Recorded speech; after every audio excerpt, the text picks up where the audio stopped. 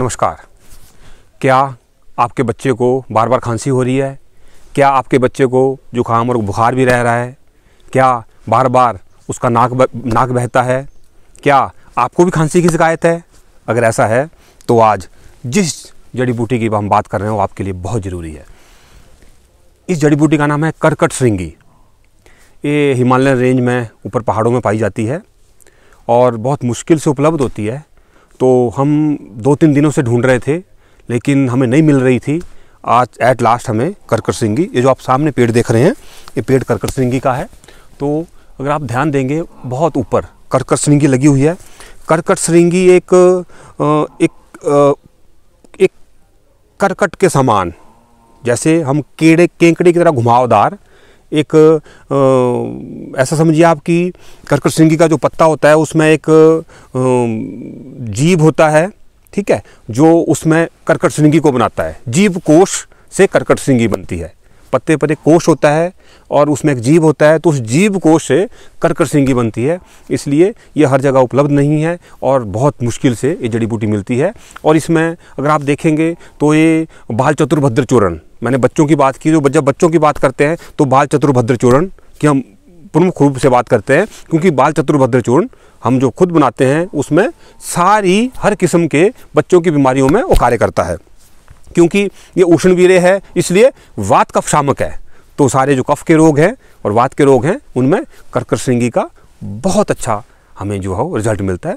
तो अभी हम चढ़ने की कोशिश करेंगे। और जैसे मैंने कहा कि पहाड़ों से अगर जड़ी बूटियाँ लेनी हैं तो बहुत आसान है, बहुत मुश्किल भरा है, आसान नहीं होता। तो सबसे पहले तो आपको पेड़ पे चढ़ने का भी थोड़ा अनुभव होना चाहिए। तो अभी हम कोशिश करेंगे। इस पे चढ़ना भी एक चैलेंज है, लेकिन आज के समय में आयुर्वेदिक प्रैक्टिस करना भी एक चैलेंज है। तो जब हम उस चैलेंज को पूरा कर रहे हैं तो इसको ही पूरा करेंगे।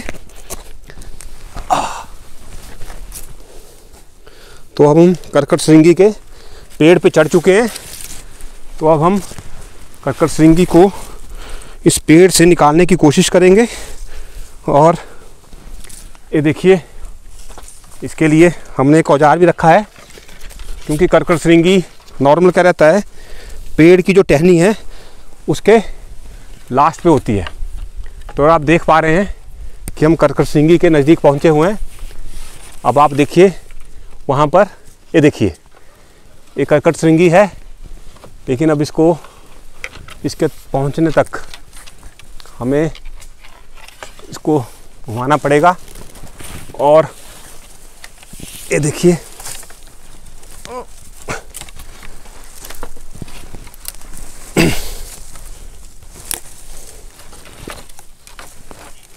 काफ़ी मुश्किल से ये उपलब्ध होती है। और एक तो बड़ा पेड़ होता है और पेड़ के अंतिम टहनी के अंतिम छोर पे लगी हुई होती है। आप देख पा रहे हैं, देखिए एक किस तरह का एक श्रृंगाकार कोश है। और ये देखिए ये हम एट लास्ट करकट श्रृंगी तक और नीचे गिर गई, लेकिन हम इसको नीचे से कलेक्ट कर लेंगे। इसलिए मैंने कहा कि बहुत आसान नहीं होता है। अभी ऊपर दूसरा है, हम उसको निकालने की कोशिश करेंगे। ये देखिए अभी, हाँ, तो ये मैं आपको आराम से दिखा सकता हूँ इसको। ये देखिए ये है करकट श्रृंगी, जो एक, ये देखिए आप देख पा रहे हैं करकट श्रृंगी खांसी में, जुखाम में, बुखार में, जो कफ जो बुखार है उसमें इसका बहुत अच्छा रोल है। एक किस्म का आप एक कीट होता है, उस कीट के कोष से करकट श्रृंगी बनती है। और एक जुखाम में, खांसी में, बुखार में बाल चतुर्भद्र चूर्ण में पड़ता है। श्रृंगादि चूर्ण नाम से एक औषधि है, उसमें भी, और करकटादि चूर्ण, श्रृंगादि चूर्ण, उसमें भी करकट श्रृंगी का इस्तेमाल रहता है।